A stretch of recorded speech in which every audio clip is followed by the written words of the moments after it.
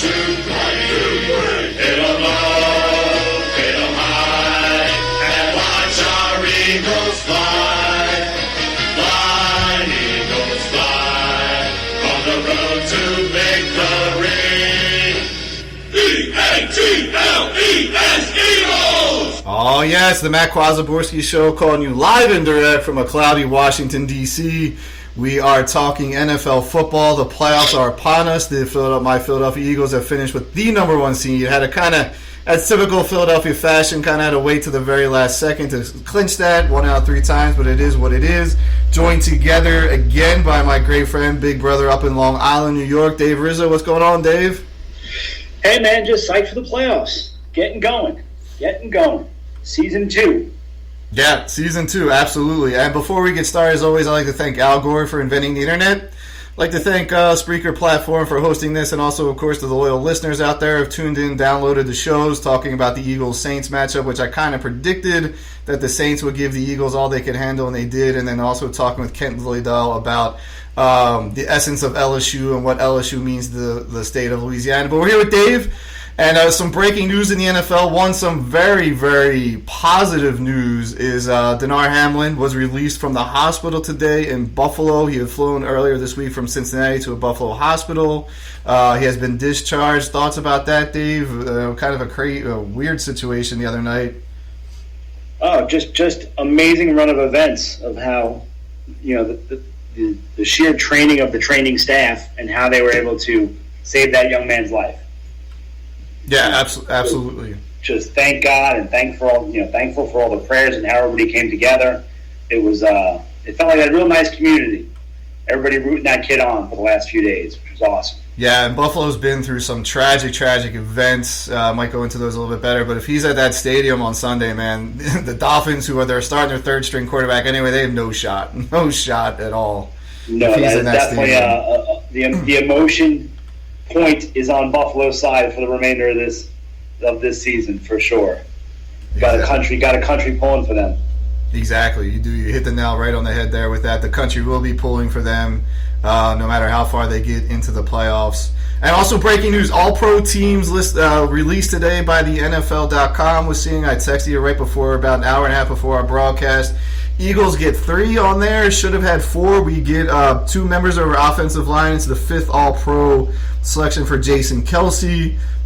Lane Johnson gets it at right tackle, and then Darius Slay in the secondary. And just to preface it, the All-Pro is sort of a combination of the voters coming together, voting the best players at their positions throughout which conference, whether it's the NFC or AFC. So there is no separation of the conferences.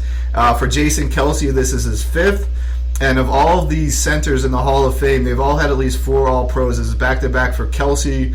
I do have a bone to pick of how the Browns have 2 of them, one being Myles Garrett, who had 16 sacks, not taking anything away from him. But Hassan Reddick also had 16 sacks of the number 1 seed Philadelphia Eagles. I think it's absolute bullcrap, bullshit, because the Browns went nowhere. It's not like Garrett carried them to wins or made a huge difference in any of their games to get spring them into victory. But I'll take the 3. The Giants get any, Dave? We did. We got our big man in the middle. Gotta love the big man in the middle, Dexter Lawrence. Guy's a beast. His numbers grew tremendously this year from year to year. At 25 years of age, quarterback hits, sacks, tackles for loss all increased this year, and he's really been a mainstay for that front 7, and he's been a beast to deal with, and well deserved. And And what position is he playing for the Giants? They have listed as a nose tackle. Nose tackle, so he's up there with Leonard Williams in there. It's a stout. That's a stout, as they call him, as defensive tackle, and he's out of That's right. He's out of Clemson and won a national championship with Trevor Lawrence, right? That's correct. Yeah, well, congrats to that. And I don't know if any other Giants made it, but still, for the Giants who have struggled in recent years to get someone All-Pro, which means he's voted the best at his positions, man, congratulations. Yeah, no, we're real excited about it, and great to see his growth. Another one, just looking over here real quick, Adams over Tyreek Hill, wide receiver. Yeah, It's Devontae Adams, the Raiders were over Tyreek Hill, and then who was the other wide receiver? They should have two of them. Waddle, but I think Tyreek's yards and catches beat out Waddle. I think that's a bit of a snub, no? Well, the other wide receiver in the league, I think it was Justin Jefferson was the first wide receiver, Devontae Adams the second wide receiver there. So right, yeah. So at that point, I mean, yeah, that there is a little bone to pick there if you're Tyreek Hill. Yeah, absolutely. I'm sure the cheetah will have that on his mind come Sunday. He will, with Skylar Thompson throwing to him. So yeah, I think he will have that on his mind. But yeah, the Devontae Adams, I did look at that. The Raiders clearly underachieved this year, under Josh McDaniels, who I think the jury's still out about him as a head coach. But to me, Devontae Adams was probably the biggest talent exodus from the NFC to the AFC last year, even more so than Russell Wilson. So I'm a big Devontae Adams fan, but you're right. That is an interesting snub. I would even say I would give A.J. Brown over Tyreek Hill, but that's just being a homer. Yeah, no, I would put AJ. I didn't look at numbers I didn't look at the Devontae numbers, but I just the hearsay you have week in and week out and how they've underperformed. Like you said, I don't know that he belongs in that in front of AJ Brown or Tyreek. To be honest with you, yeah. That's not. I won't hit you on the homer thing for that. It's all right, dude. Appreciate that. Well, first of all, successful seasons by both the Eagles and Giants, and I would have to say both teams overachieved. I thought the Eagles were going to be a contender for the division, if not a division winner, just because I thought we loaded up on talent compared to the NFC. But you guys made the playoffs. You broke a string of some really, really bad, poor seasons, even though you beat the Eagles a few times. We saw that in person up in Long Island during the pandemic. But the first question it's a two-part question. The first one was, and we talked about this in the podcast almost a year ago, about the hiring of Joe Shen, the general manager, and Brian Dable. So can you remind the audience some of your thoughts back when they were hired from Buffalo? I think first and foremost that I like the best about those the two hirings was just the first time the Giants, in my mind, have done it right in many years in regards to hiring the coach and the GM at the same time. We've gone back and forth with firing a GM and then hiring a GM and him inheriting the coach and then firing the coach and then the GM inheriting the coach, which I feel like never works out. Right. I feel like you need that team, you need that cohesiveness in the front office to trickle down to the team. So that was my first thing that I loved, was that they brought them both in together, which I thought was a huge benefit. And then just I'd like to say that their first few press conferences and the media leaks that came out when they first got here, I loved the way they sounded. I loved their plan. Yeah. I was excited about it, but I've been fooled before. I thought Joe Judge, a Philly boy was gonna show us more than he had, and unfortunately that didn't work out for us. But that was my feeling from the start. I liked the two guys being hired together, and I liked their structure and their accountability platform for the players, and to build a good culture. Yeah, I agree. I remember Brian Dable rolling up on the NFL Network to his first press conference as Giants head coach. He's in a suit, the blue tie, the white shirt, and it was just like, all right, this is this guy's meaning business right away, and it turned out to be a great hire. But still, like, the talent acquisition by the Giants in the offseason, like heading into the season, I didn't notice any really big movements there. Did the Giants really add any? I know they lost Evan Ingram. You lost one of your wide receivers early on, but I don't remember any big names coming in. No. The roster, the roster was and still is, quite depleted, and so that's just goes to show that how much they've done with so little. Dable and Shane together. I mean, Daniel Jones out there throwing to nobody, not for nothing. Right. Yeah, the much heralded Daniel Jones out of Duke, 6th overall pick a couple years ago. I bring that up just because the night that we were announced, we were together, and I had maybe a few adult beverages in me, and that was a fun selection there. But he's got the team in the playoffs. You had a healthy Saquon. Looking at this team coming in, I thought you guys were destined for last place in our division. Yet here you are as a playoff team. So was there a certain moment or moments, and maybe in a game that you saw that you kind of like looked at the screens like we may have something here?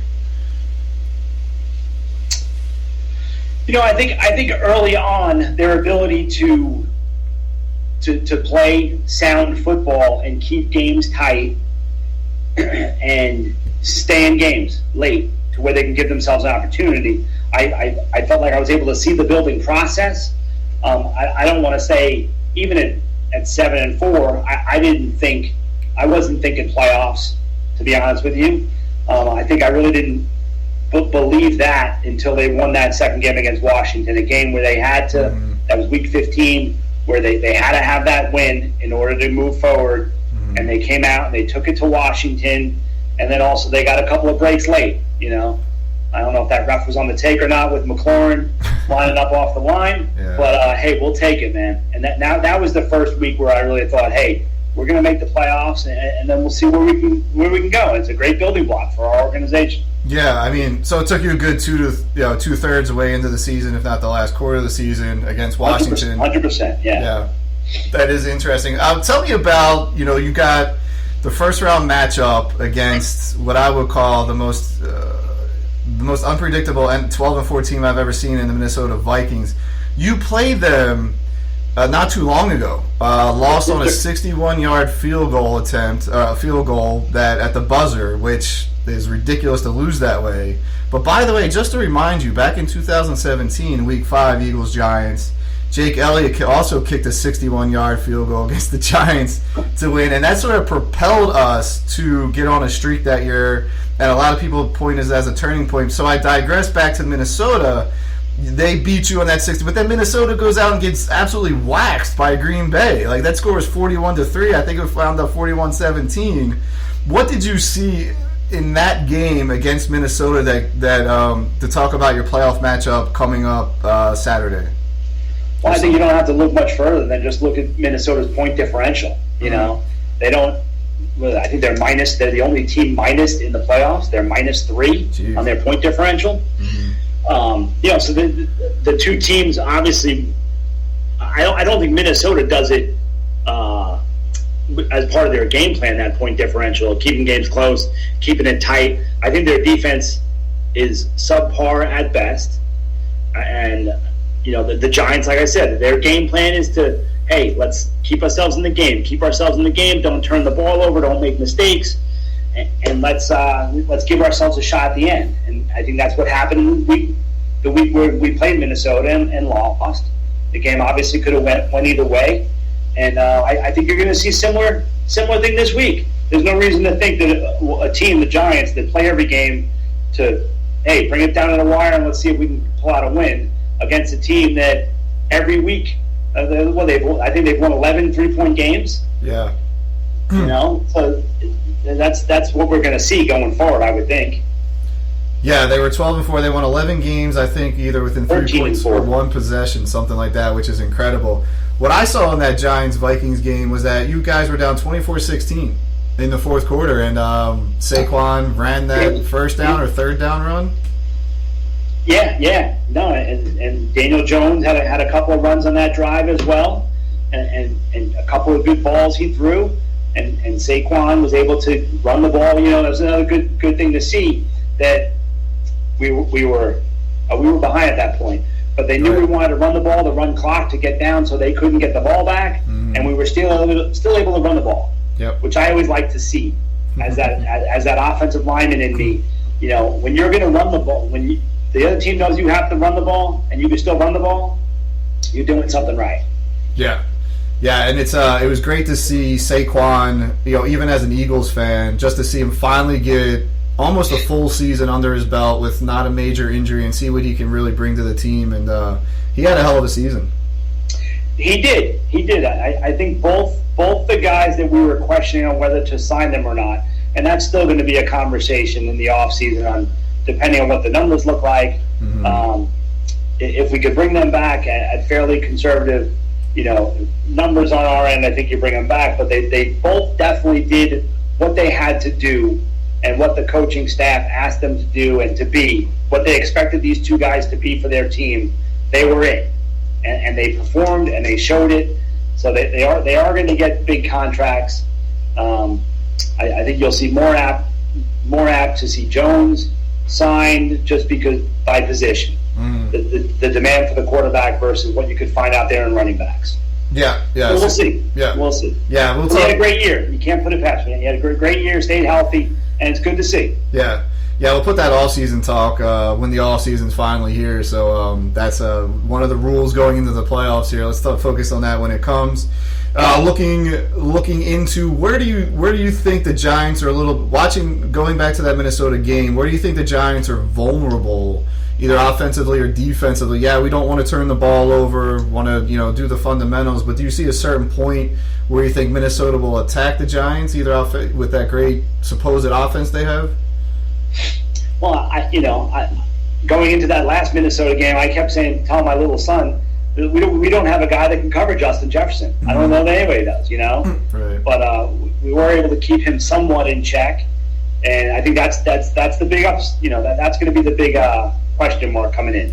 How can we contain Justin Jefferson from getting loose?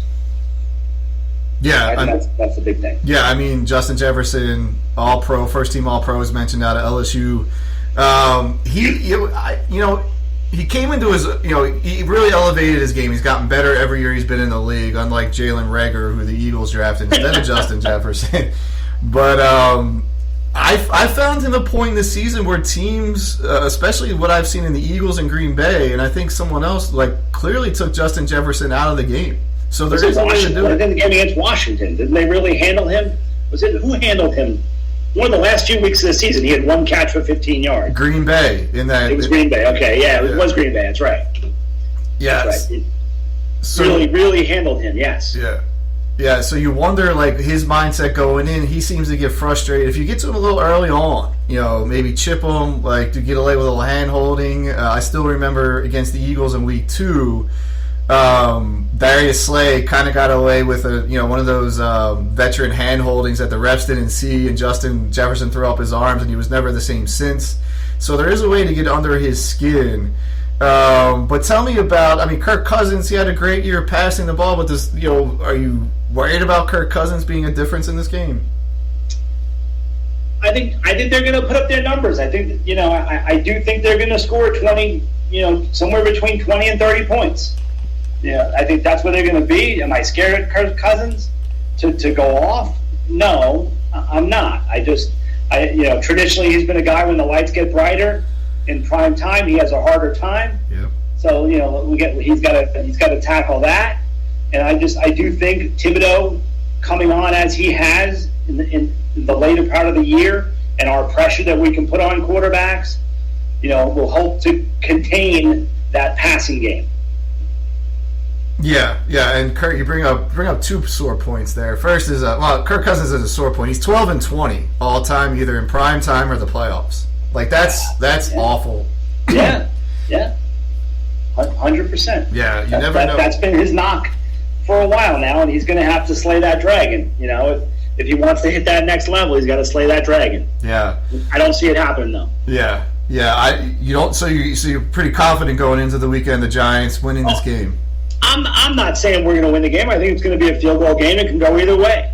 I don't see Cousins blowing up in these playoffs.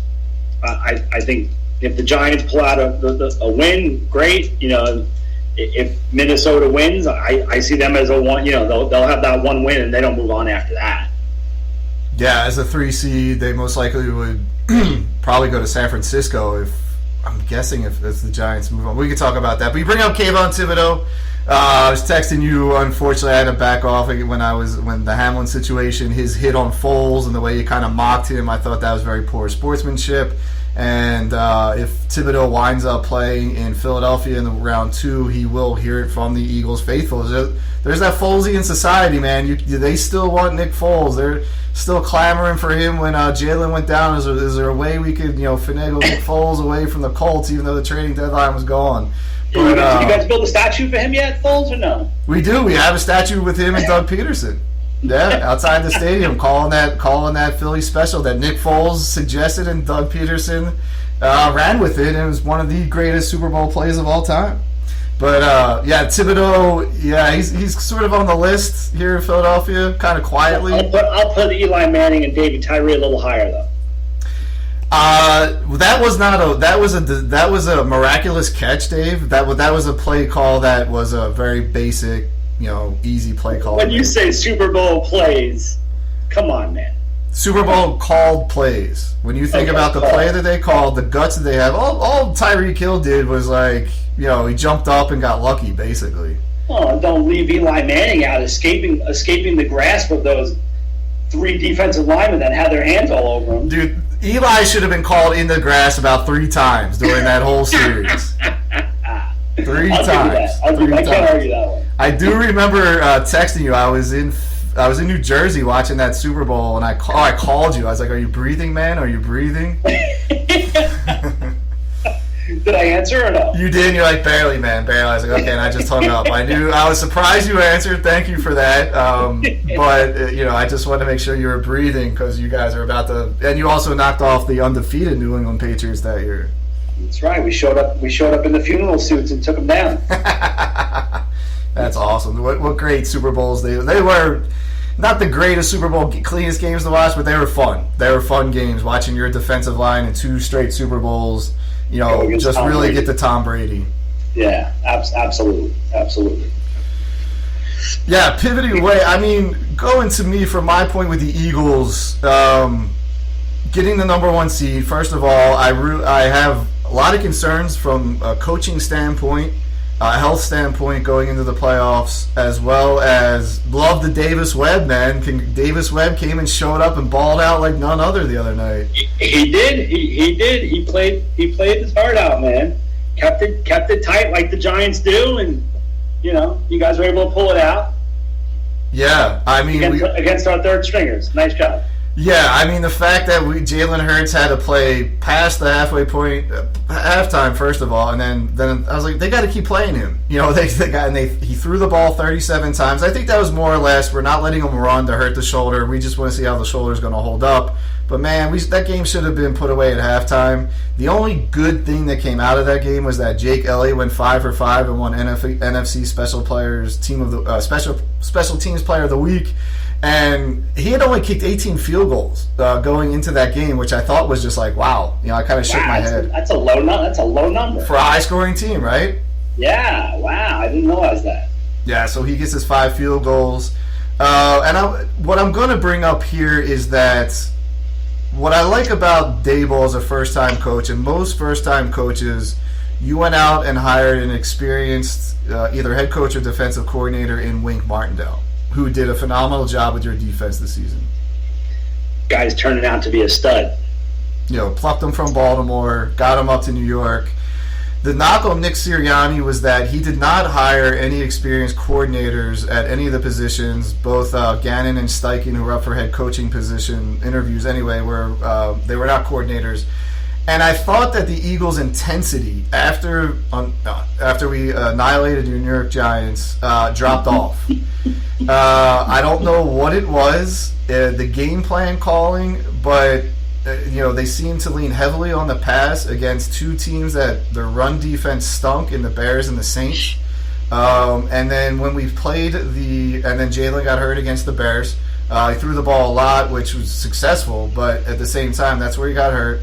Then against Dallas and the Saints, both those teams had so much more to play for the Eagles, right? Dallas still had an outside shot, the number 1 seed, if they beat the Eagles.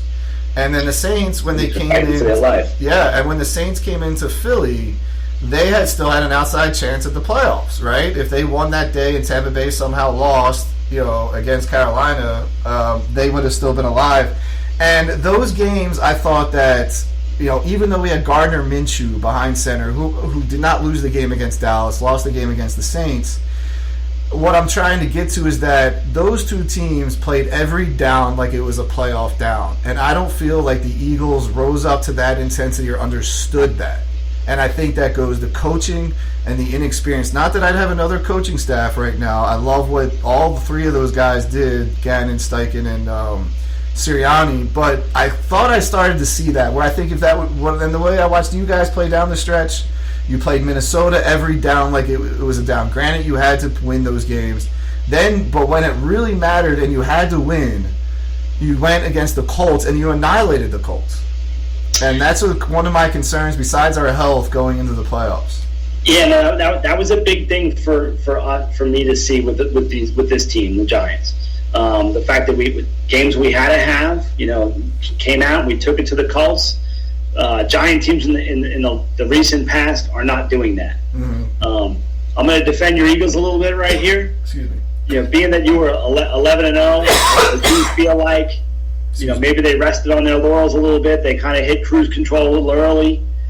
And, the team, the guys themselves. Now, I'm not saying the front office or the coaching staff, but I think when players get to a point, hey, we're 11-0, we're a bunch of games up, we're going to coast into the playoffs. They kind of took their foot off the gas a little bit, and maybe it bit them in the ass a little bit. But so I could see it happening. I wouldn't put that. I don't know. I wouldn't put that so much on the coaching staff, as long as they could turn it on. Well, that's the point. I think hopefully they learned about that. We'll see how they react. Right? Yeah. We got to see how they react before we say that. Yeah, exactly. When they come out, because we do have major injuries concerns. First of all, Jalen Hurts. Right. He was hurting the other night. You could see after he threw a ball, the way he was walking to the huddle. The left shoulder is moving with more swagger than the right. We lose an all-pro, all-world right tackle in Lane Johnson, who set an NFL record this year of 29 straight games without giving up a sack. That's huge. He has a torn abductor muscle, which will require surgery. He's going to try to play through it, but that's going to be really tough. And then we lost an underrated member of the secondary, Avante Maddox, who did something awful to his toe. They haven't really said what, and I think that's for purposes of hiding the injuries. But I don't think he's going to play the rest of the year. He hurts that in Dallas after he sacked Dak Prescott. But he's a major player in that secondary. We do get C.J. Gardner back, who was a difference against the Giants. He played 100% of the snaps. But these are three huge positions that the Eagles have to worry about. On top of that, what I thought was a drop-off in intensity. Especially the Lane Johnson one. I think Jalen, with the extra week of rest, is going to be okay going forward. The Lane Johnson one. So who steps up in his absence there? That's a good question. We have a guy by the name of Jack Driscoll who, when Lane Johnson went out against the Cowboys, that Micah Parsons kind of started having a good game. Driscoll did not play well against the Saints. He's serviceable, but it's a huge drop-off. Was he from KC, Driscoll? Was he spent time at KC? No, he was drafted by the Eagles. I think he's out of Virginia Tech. He's been with the Eagles, though, his entire career. I think he's in his fourth year. Okay. What I would do this week at practice, if I'm the Eagles once they get back after a little bit of a deserved rest, is move Mailata from left tackle to right tackle, which he's done before. And we have a good backup at left tackle called Andre Dillard, former number 1 draft pick, who can only really play left tackle or left guard because he's suited that way. And if that sort of combination works in practice, going against the best pass rush in the NFL, maybe you start out the game if Lane gets hurt that way, or maybe even rest Lane against who could be the Seahawks, Giants, Cowboys, or Bucks. But if it's not working in practice, then you got to go with Driscoll. You bring over, you get another tight end in there, probably Jack Stoll doing some chipping, which limits our offense. But I think that's the way I would attack it, is the first move Mailata over. And it didn't sound to me that Johnson was going to be available the first week of the playoffs, is he? I thought it was only if they make it further along that he was going to be able to make it back. I don't think there's been a definitive on that yet, but I would side with your caution saying that if we make the championship game, that's when he comes back for sure. Right. That's the feeling I got from it, that he was putting off surgery and going to rest it as long as he could. So yeah, I'm sure you'll see something in regards to what you're saying, either Driscoll at the right tackle. I don't think he even tries it this week, but we'll see. We got to see what the reports say. Yeah, and we are off this week. We do have that coveted bye, which was very important for us to get in Kansas City in this new playoff format. Huge. Yeah. Yeah, it is huge especially for teams that are all teams are hurting at this time of year. That's for sure. You know, Eagles. Of course. Yeah. Of course. Yeah, some big, especially the big men up front. You know, since he's got a bunch of guys on their front line that are hurting. It's just tough time. That's the time of the year. You know, everybody's got injuries, and everybody's got to play through it. And next man up, step up, and see what you can do in the second season. Yeah, exactly. It's a great segue, Dave. I want to kind of look around the league of the playoff matchups this weekend. Super wild card weekend, they're calling it. We talked about the Giants Vikings, which we can go into a little bit more if you want. But I know you took did some observations and some analysis of some of the games. So give me some of your rundowns there. I'll go. What I have here, you know, Baltimore, Cincy. Yeah. I think the biggest thing that came out to me, you know, obviously it doesn't sound like Lamar's going to go. Yeah. You know, today came out. It's an uphill battle if he plays. I don't know if they're playing games with that because last week it was sounding like it was a possibility. Now this week they're saying it's a big uphill battle. But Baltimore scored 75 points in the last 6 games. Oh. Not going to win a lot of games like that. So I think Cincy's hot. They haven't lost since October. I think they roll. I think that's a no-brainer that Cincy's going to roll in that matchup. How do you feel about that? Yeah. Do we know if Hundley comes back, or you're going to have that third stringer in there? I'm not sure that's been released because, like you said, I think when Harbaugh says it's going to be an uphill battle, it's pretty much he's doubtful, and that's right. And they're protecting their franchise there. They're protecting his skill set with his. You know, Lamar relies on his legs more than pretty much any other quarterback I think in the league. And I know this is off-season chatter, but you do have to wonder if Lamar's lack of a contract comes into play here. You know, would he give it a go if he had that contract signed? You know, I that did pop into my head. Okay, it's a good point. It's almost like guys who sit out bowl games in colleges. They're trying to protect their future that way. And like you said, Lamar does not have a contract. He represents himself. He's had this injury well over a month now. So it's a good point to bring up, Dave. Yeah, that definitely popped in my head. So and I feel like it's such an unfortunate thing. Yeah. When these high profile guys like Lamar, and then I'll pop to the next one, Tua. You know, Tua being out, Miami, Buffalo. That offense is worldly different. Yeah. With him on the field compared to when he's not on the field for them. Yeah. And then obviously we talked earlier about Buffalo having that huge emotional lift with Hamlin, maybe even being in the stadium on Sunday, and just have a whole world's rooting for them. Yeah. I think that's a no-brainer that Buffalo's going to, pretty much wipe the floor with Miami on Sunday. Yeah, and I want to go back to that Buffalo-Miami and talk about from a Miami perspective. First of all, they struggled against the Jets team that played like they were going to make the playoffs if they won that game, and I was rooting for the Jets because I wanted to see the Steelers get in. But do you think, when you go back to Tua, who's had concussions, he was diagnosed with 3 concussions, and there was controversy early in the season. He played 1 game, didn't realize, he had 1 game he had a concussion, but the team someone cleared him to play, and then the second game, half, he played the second half. Right. The coach says he didn't know he had a concussion. The second one is when he takes that devastating hit that you see him do. His body went into spasms, right. which was controversial. That was a Thursday night primetime game. Yep. All eyes on the NFL. Yep. Now you go into his last game. I forget who they played, and I think they won. And then he's in concussion protocol. Played the whole game. And he self-reported himself Monday morning. I mean. Do you think Miami cost them a chance, like the team doctors or the owners or the coaches? I kind of put the blame on them. If they would have done their due diligence, and goes back to inexperienced coaching maybe, that I talked about the Eagles, in a way different line with Mike McDaniel. How are you feeling about if, that coaching staff would have known about the concussion, or why they didn't know, or do you think there was some sort of, the owner was like, he's playing no matter what? Yeah, that's, I didn't think that much into it. I just feel for the kid, but was it ownership?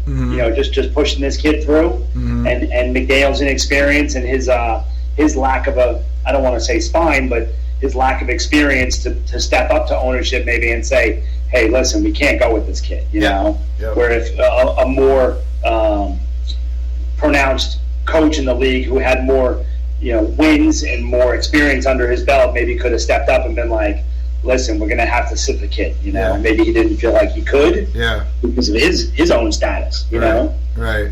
Yeah, and when Tua played, he had a monster year. Like, at one point, he was in the MVP talk with the additions of Tyreek Hill. And also from an ownership, the owners went out and spent a crap ton of money because their drafts have been horrible in Miami the last couple of years, not trading for Tyreek Hill, signing Chase Edmonds. They signed one of the quarterbacks. They traded for Chubb, gave him an extension. And I blame the owners or the coaching staff, really. This is the reason that game is going to be unwatchable. One of the reasons, when they have to start a third-string quarterback. I really do. If they would have handled this Tua thing the right way, I think potentially that Tua is playing. And the Miami Dolphins fans, I think they should be a bit upset about this whole situation. Yeah. It's hard to say, who to point the fingers at or who, what the issue was.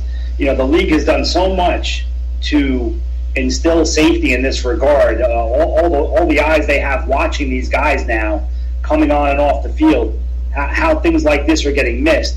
And I even see it, I could be watching games and I'll see, I'm like, that guy's not right. He should be off the field. Yeah. I'll see it sometimes before officials will, and that's mind-boggling to me. Yeah. But it's hard to say where to point. It's hard to say where to point the fingers at, or maybe this is something that Tua. I think you do have certain things where players respond differently, right? We're not all the same, and maybe when it appears he's passing whatever concussion test they're giving him at the time, right? But there's something else that's involved in his headspace that's not right, you know. And it is hard to say. It is hard to say player to player. And whether it's you want to point the finger at ownership or the coaches, it's tough. It's tough on every side, unfortunately. Yeah, absolutely. So, so you got going in there. I think we agree. Even if Tua was playing, given everything that's happened in Buffalo, we talked about, first of all, if you remember earlier last year, you had that racist shooting in the Buffalo supermarket.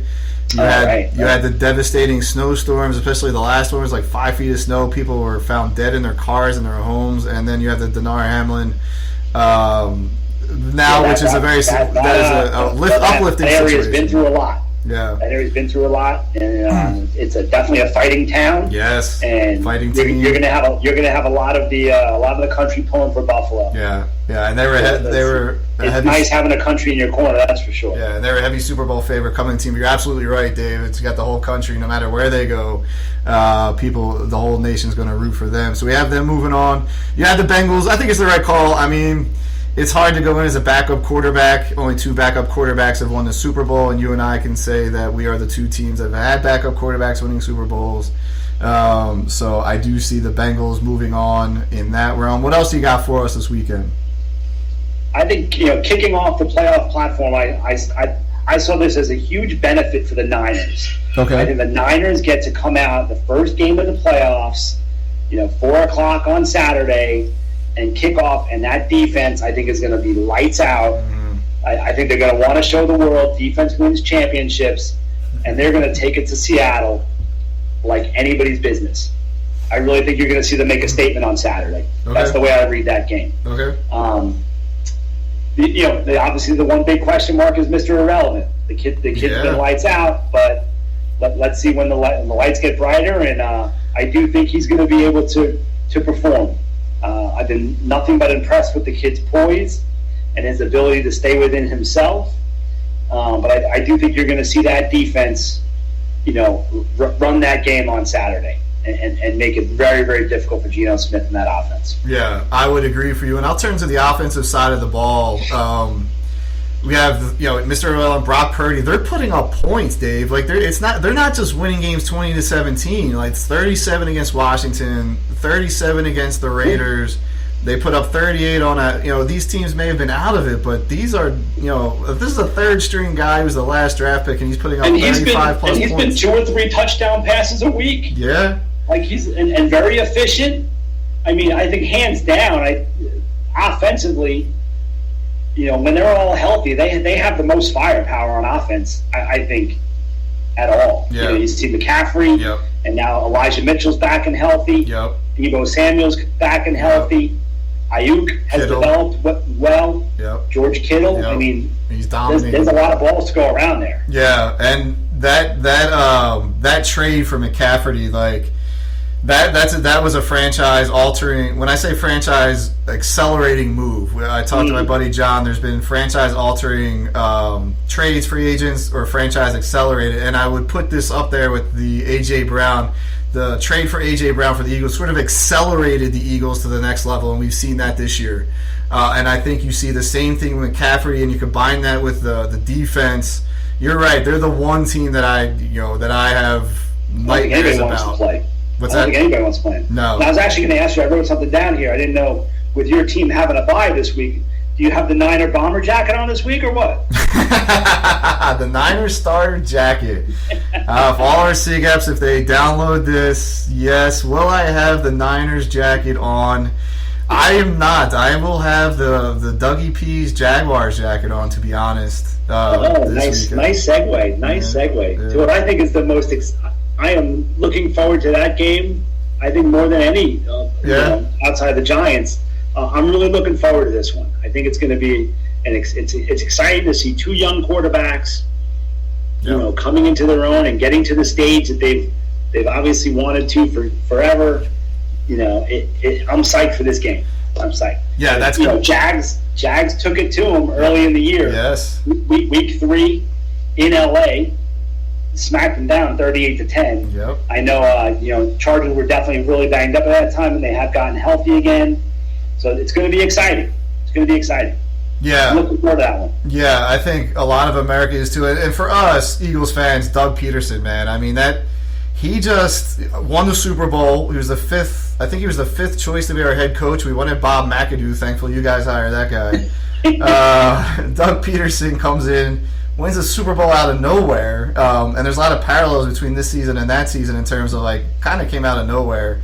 But he turned around a franchise that's been struggling, that hired Urban Meyer, who was an absolute, one of the greatest flops of all time. Penis head as a coach, kicking his kicker when he wouldn't make a kick in practice. I mean, there's an article in The Athletic of how bad he was. And to see Doug Peterson come in and just kind of let men be men, let football players be football players, and he did the same thing with the Jaguars and did the Eagles. The Eagles, the final 2 years of Doug Peterson, they struggled to get in the playoffs. And he rallied them every year. They just would sneak in the last second. And he did the same thing with the 4-8 Jaguars, and then went on a run and beat that Tennessee team. And they beat that Tennessee team in a very playoff fashion the other night. They didn't outscore them. They outplayed them defensively and special teams. And you're right, it's going to be a fun matchup. But I love the Chargers. If there's one team, if I was a head coaching candidate, Sean Payton, I would have to reach out to them and be like, I'd like to coach your team. Yeah, I can definitely see that, and I'm just excited. Like I said, I love the Niners kicking off the playoffs. Mm-hmm. For that defense to make a statement. I love this game being in that something about that Saturday night game. Mm-hmm. I just love in Jacksonville. It brings me back, like a Saturday night.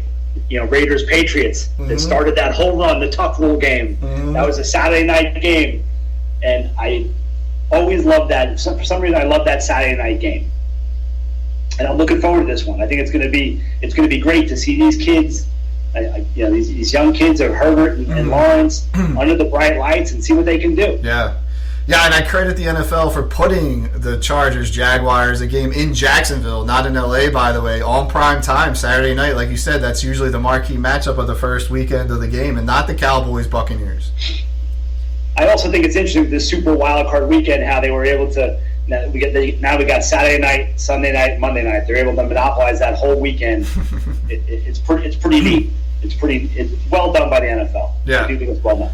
Yeah. I looking at the game. So you got the 49ers Seahawks game in San Fran that opens the playoffs, like you said. Then we have the Chargers Jaguars. Who's on Sunday? You said Baltimore and Cincy, Miami, Buffalo, and then is there a third game? Baltimore, Cincy's the night game. Okay. And Buffalo kicks off on Sunday. The Buffalo Miami's 1, and the Giants are at 4. So they're the Fox game of the week. going in And there. then Tampa Bay and Dallas close it out on Monday. What do you think about that matchup? You know, I think it's going to be a tight game. I wrote 3 things here real quick. Mm-hmm. Dallas chokes, Brady wins. Mm-hmm. That's it. Mm-hmm. That's all I got. People like Dallas, but I will bet on the best guy in the field. And I think Brady's the best guy in the field, and I think he finds a way to pull it out. Both coaches, I think, are subpar coaches Yeah. in Bowles and McCarthy. And I do think McCarthy should be on that hot seat if he doesn't win this game. Okay. And I think there's a good reason for that, especially with Sean Payton. We'll get to the coaching part. But, yeah, looking at that. Jones gave him Jones said, win or loss, he's our coach next year. Yeah, well, he has to say that at this point. You know? you can't go into the playoff game like, well, we're not sure if he's going to be our coach. Like, that would be funny if he did that. I'd say, McCarthy, you lose this game, I'm fucking done with you. Dude, all the world would love Jerry Jones if he'd said that. Finally, we get some sort of truth from this guy. That would be awesome. And with Mike McCarthy standing right next to him, yeah. That would be fun. Yeah, that's how I see it. Until Dallas shows me they can win the playoffs, they can't. Yeah. And you look, I mean, I was concerned about the Eagles. Like, I was complaining against how are they letting the Giants hang around? Third stringers not looking good. But, dude, do you see that Cowboys-Washington game where Dallas played their starters? They didn't even show up. It's like they didn't even show up. That's pitiful. And that's on the coach, man. Come on. That's on the coach, and it's on the leaders of that clubhouse. Whether it be Dak Prescott, Zeke, Micah Parsons, whoever's leading on that defensive side of the ball, that's not okay. Yeah. That's not okay to come out like that and to play that week when you have stuff on the line. It's not like they had nothing on the line. Right. Yeah, and to go to that point, there's another game that had big playoff implications that, kind of another team laid an egg that Sunday night. Green Bay. I didn't realize. I thought they were both eliminated when Seattle won at first. But then I read later that, no, Green Bay, the fact that, I'm sorry, that knocks Rodgers down a peg to me. Yep. That you can't call, I'm sorry, Brett Favre does not lose that game. Right. The greats are not going to lose that game. Yeah. He had to find a way to win that game and get in the playoffs. Yeah. Total egg. And that's coming off the evisceration of the Vikings the week before that we talked about. But I give it up to Detroit. Like, I compare Detroit and Dallas. You look at Dallas, kind of went into that Washington game knowing that the Giants were not going to start their starters. They knew the Eagles, even though, let's give it up for the Giants, but there's no way they were going to win that game. Both teams had kind of agreed to kind of, play a vanilla preseason strategy there. But then you got Detroit. Like, Detroit goes in. Did you see the way they won the game? The 4th and 1 pass? I didn't watch the game. Right, so it's 20-16. The Lions are driving. Green Bay is without timeouts. A field goal puts the Lions up 23-16. And instead, on 4th and 1, Campbell calls a pass over the middle. Goff hits one of his receivers, seals the victory. I mean, who calls a pass? And the Lions are the team that could have just laid down. When they saw a couple of hours before that game that Seattle had beat the Rams, they could have been that team that just said, you know what, we're not showing up. And credit to that team. 100%. Give Campbell a lot of credit. He's turned the culture around there, and that guy's a fighter. Yeah. I'd run through a wall for that guy. Yeah. I don't even know him. Yeah. You can just tell by the way he coaches. Ex-Giant, by the way. Yes. So gotta love him. No, I love what he's done in Detroit, and he's a guy I'm rooting for. Yeah. Absolutely. Yeah, when you talk about a coach that's made for a city, he's definitely a coach that's made for Detroit. Yeah. Much like Dable's made for New York. Their personalities bring it out. And the other thing too, did you see the Jamal Williams who scored 2 touchdowns? Did you see his after game interview on the field? I didn't. You got to watch that. He starts out crying, and then he starts getting pissed off, even though his season's over. He's crying. I'm not playing for this team. I'll send you the link afterwards. I love playing for this team. And he's like, then everyone counted us out. They thought Green Bay was going to roll over us. And it was like, wow, that was Dan Campbell right there. Like, if he got to one player in the whole season, that was the – you got to watch the interview. I'll send you the link there, definitely. That's awesome. We still have you for a little bit more time? Yeah, I got time, bud. Cool. We started off this week, and you brought up some good topics earlier in the week. Black Monday. Give me some thoughts on some of the. We saw some firings during the season, but we also saw some firings after the season. You want to run those down for us? Yeah. Well, the first one we started talking about the other day, I know Lovie Smith. I think he had no business being fired.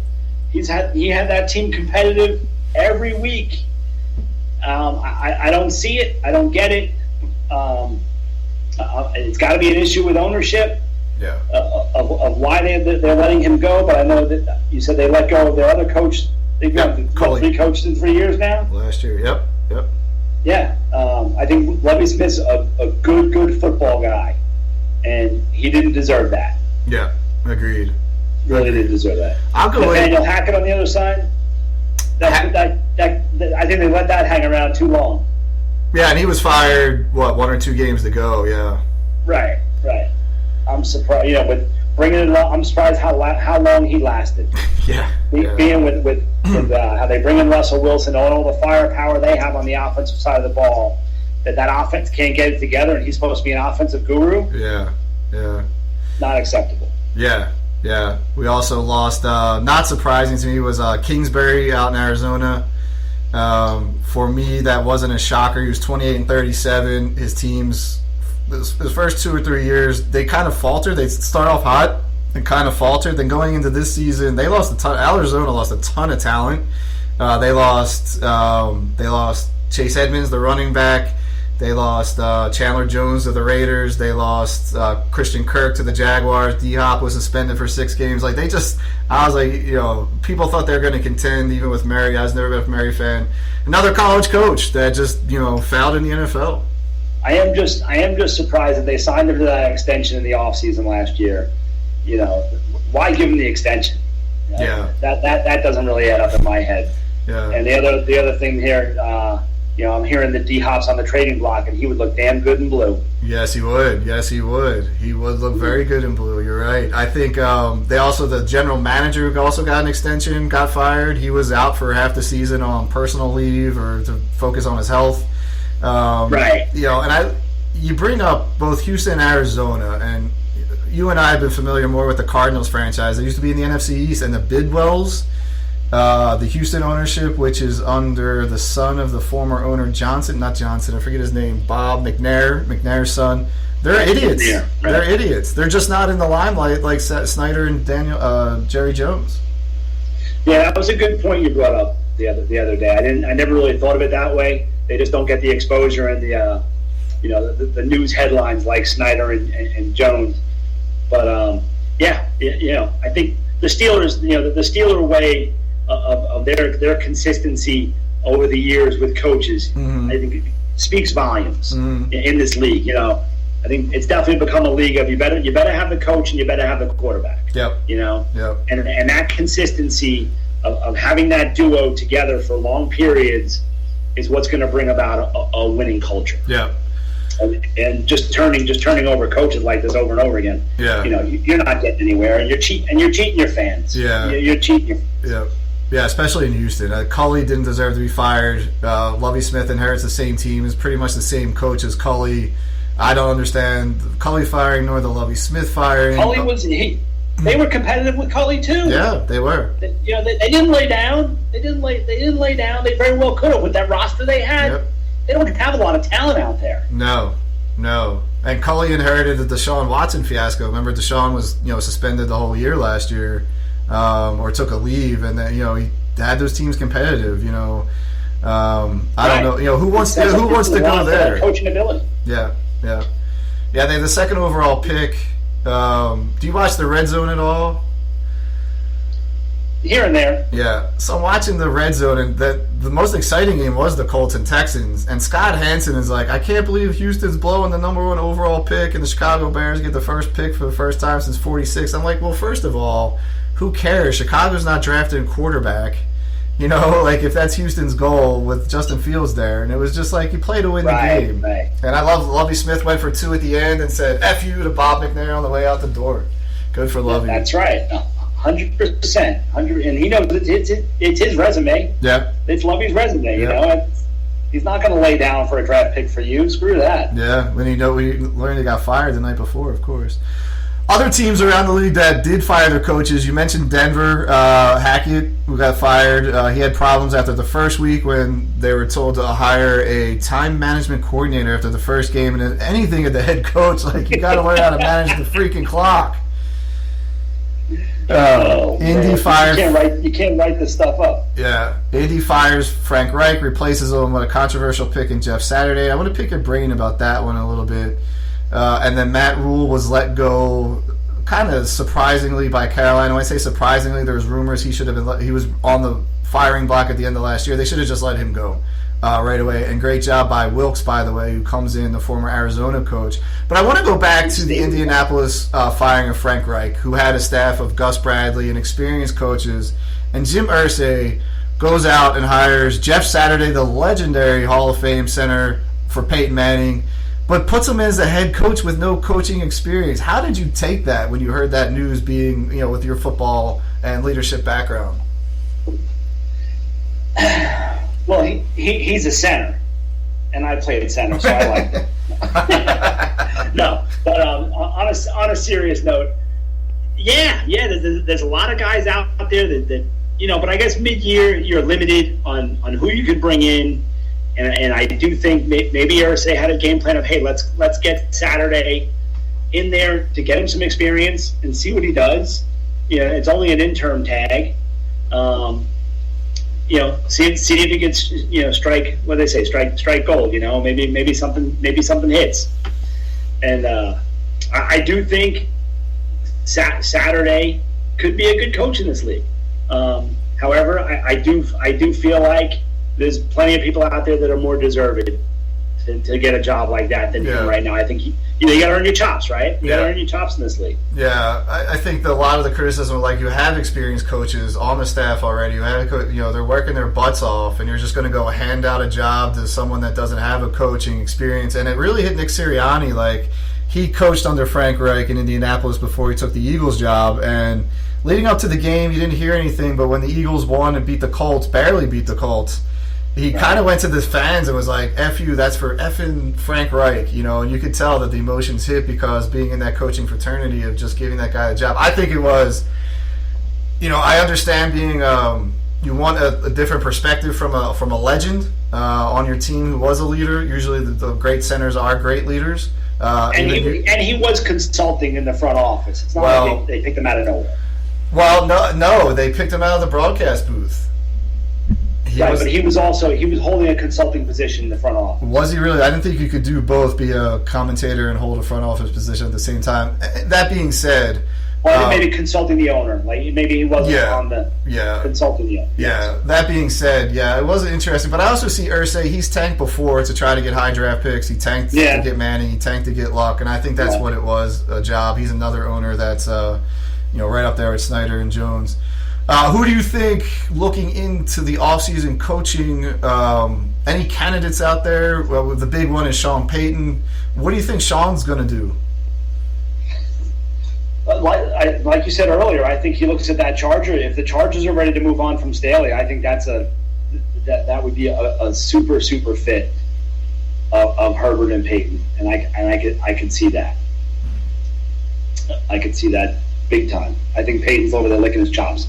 However, he has had history with Dallas, so if they move on from McCarthy. However, I don't think Payton would be overly excited for Dak Prescott.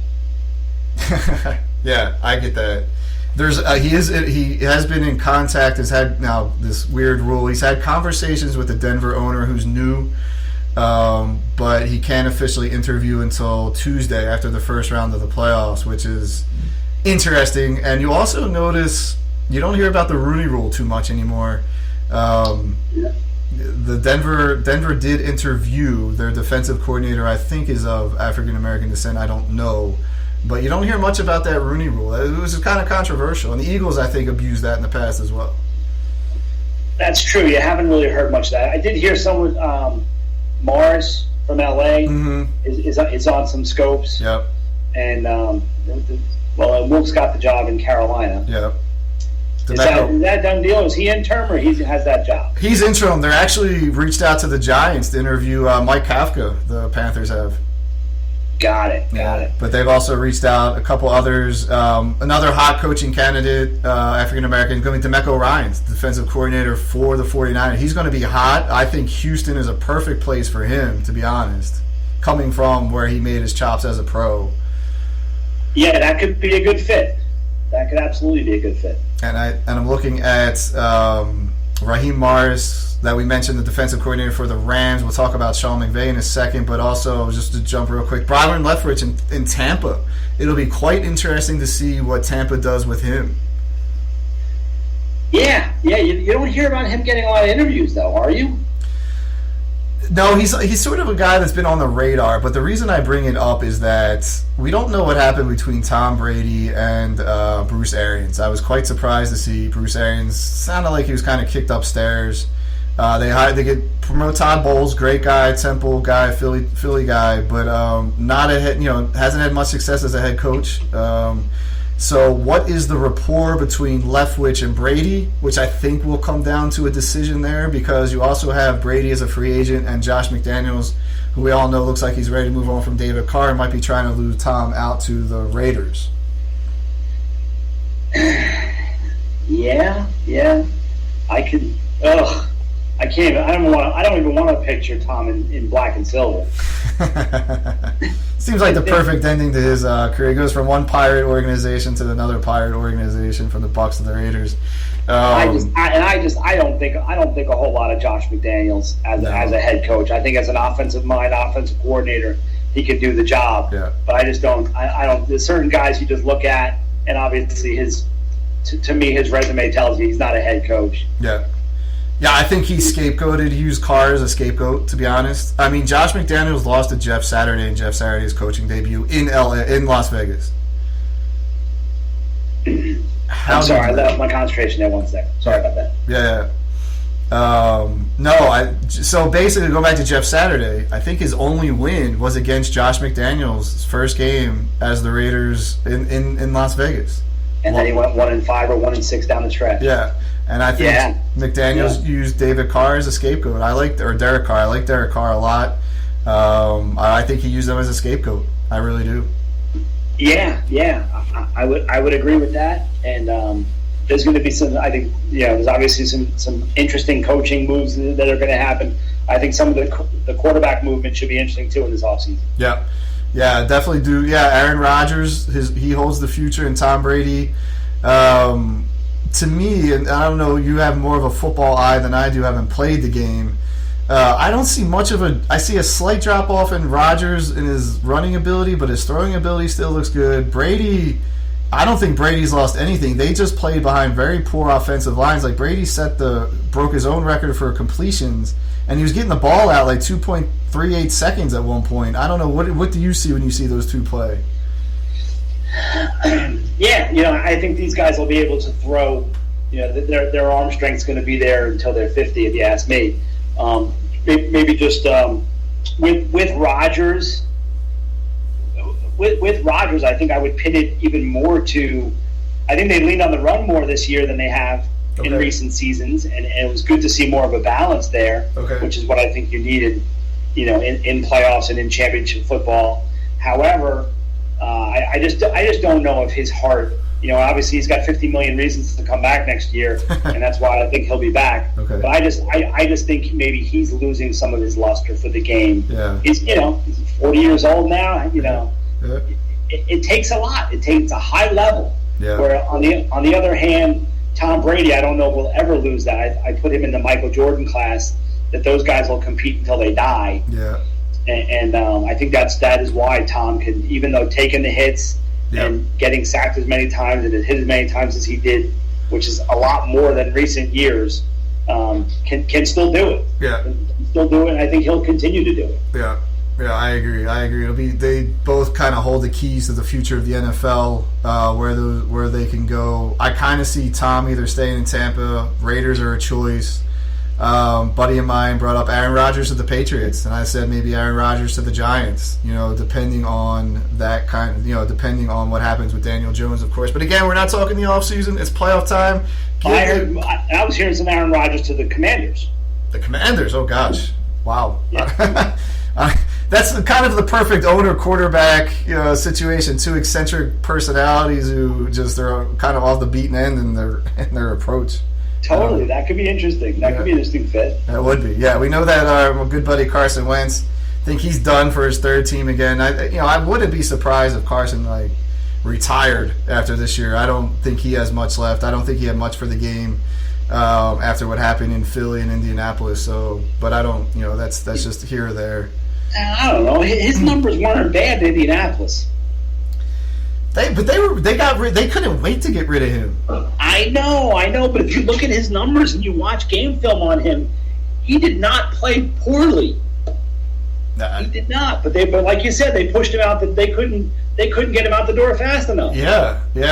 I don't know what it is, and like I've said before with you and John, I want to see a 30 for 30 about that season, as well as kind of tie in why the Eagles were ready to move on and why they drafted Jalen Hurts after they signed Wentz to that extension, and then the Colts, and now with the Commanders. Yeah, talk about a fall from superstardom to or stardom anyway, to pretty much almost out of the league before he's 30.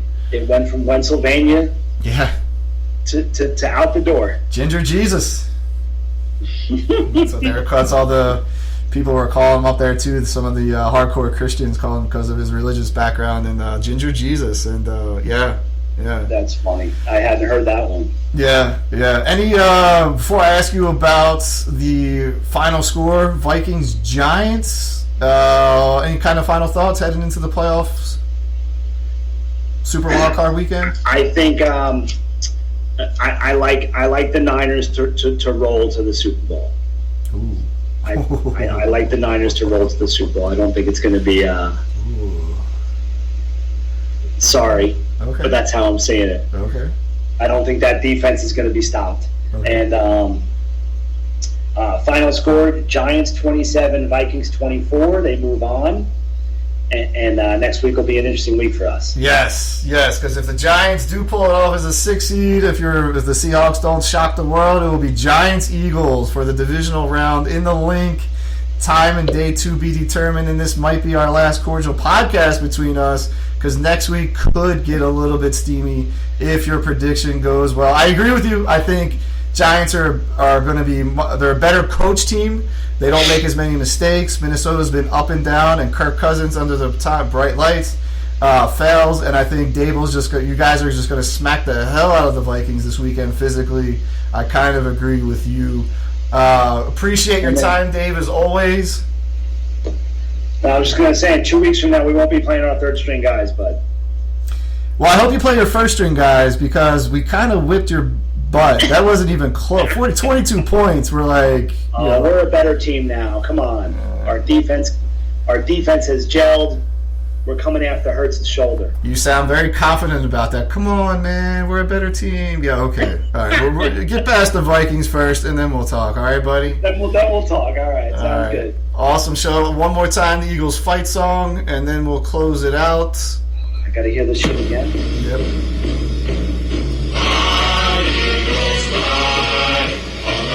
To victory, fly, Eagles fly, score a touchdown, 1, 2, 3, hit 'em low, hit 'em high, and watch our Eagles fly, Eagles fly, on the road to victory. Say it with me, Dave. E-A-G-L-E-S, Eagles! Yeah. Go G-Men! Awesome, Dave. I hope you have a wonderful Super Wild Card weekend with your family. Are you going skiing? I am. I'm heading up to Hunter Mountain for the weekend. We're gonna, me and my oldest son, get a couple days of skiing in. Awesome, man. I really appreciate your time here on the Matt Kwasiborski Show. I want to thank loyal listeners out there. And remember to inspire the inspiration. Don't wait for the inspiration to inspire you. Have a great day, everybody.